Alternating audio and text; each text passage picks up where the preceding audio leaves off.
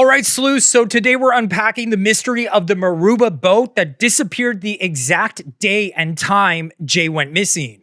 This vanishing vessel ventured out into the ocean, turned off its signals, and disappeared, only to eventually end up in the Morocco area, and it hasn't been seen for 70 days. This boat has been linked to other missing person cases in the area, and shocking, now deleted screenshots from Jay's friends allegedly prove this boat helped them with the cover-up. So hold on to your horses or your corgis in my situation, and like, comment, subscribe, and ring the bell.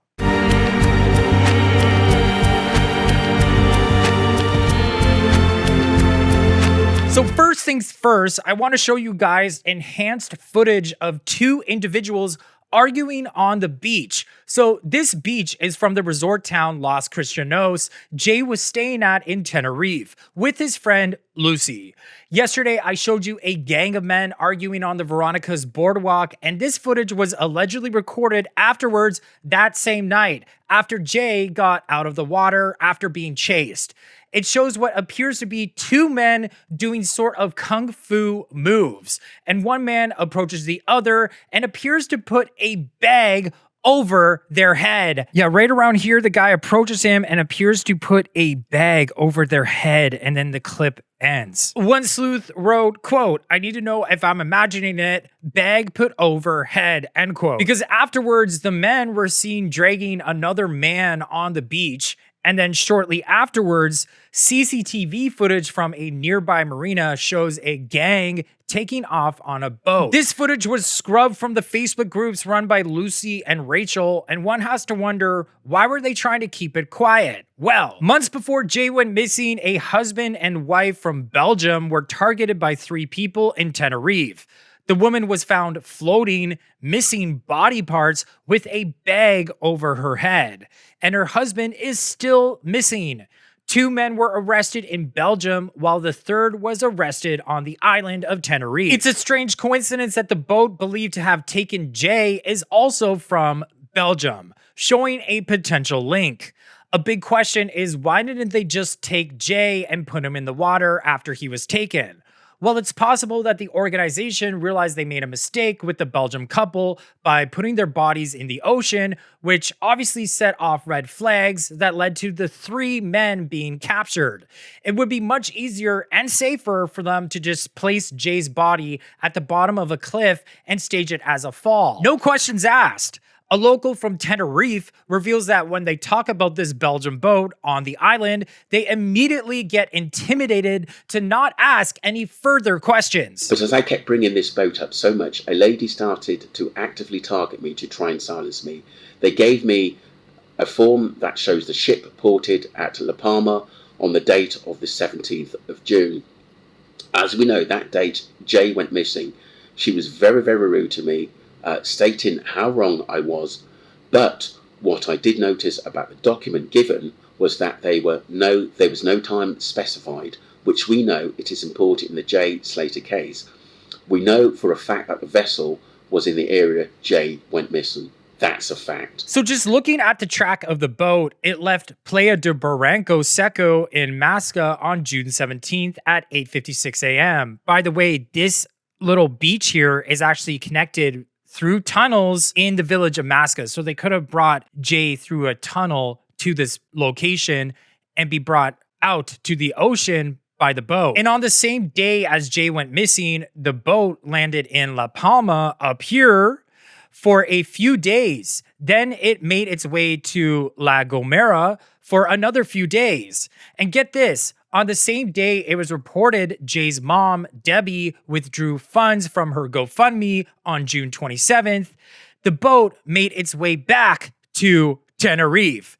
The insider reveals that on this remote beach in Tenerife that had webcams of the water, the boat met up with another boat during the night to potentially plant Jay's body at the bottom of the cliff. So did Debbie work out some sort of deal with the people on this boat that had her son? It was joined during the night.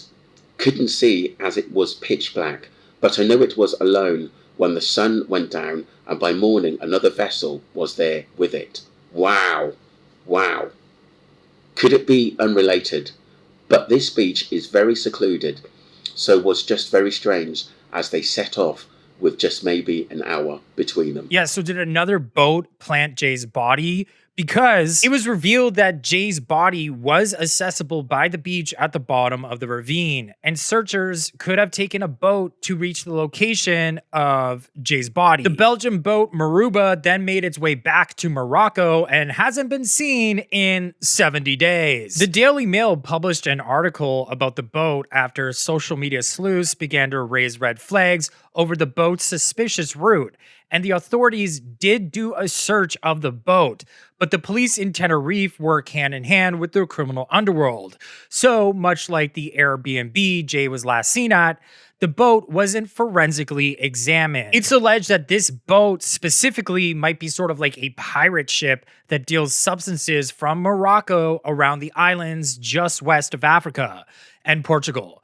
Because midway through the route, it actually changed vessels, but kept the same registration, and sleuths allege this is because the boat wants to remain undetected, so it's changing the way it looks. So chillingly, the Tenerife local goes on to speculate why there was no scent of Jay picked up by the searchers. I do think it's supposed to play a role in this. I've done since week one. It would make sense, and as to why the dogs couldn't pick a Jay scent up because he didn't go that way. I don't believe he was alive by the time he reached Masca, or if he even went to Masca at all. Whatever happened in the car he got in. A bag over the head, then whatever happened after that to make it look consistent with a fall. I don't think he can determine asphyxiation a month later in a heavily decomposed body. Yeah, a lot of people said that, especially if it was done with a bag, which is maybe why they are not picking up foul play. Yeah, and I often wonder if Jay's organs were found with his body as well, because we've learned from that Mike Mansell's case that his organs were taken after he disappeared for a bit, and his body was found at the bottom of a cliff, and it was staged to look like an accident, but really the coroner found that his insides were taken.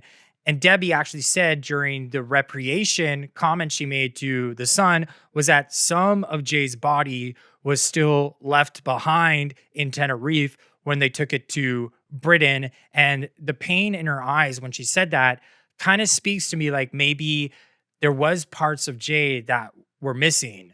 I mean, it's a little tough to think about, but that would actually play into this idea that something more nefarious happened to Jay, because his phone was also found allegedly wiped and his clothes were found allegedly beside his body. Very obviously that he was planted there. So this local believes Jay suffered the same fate as the Belgium couple, and also this local backs up what the sleuth saw at the start of my video.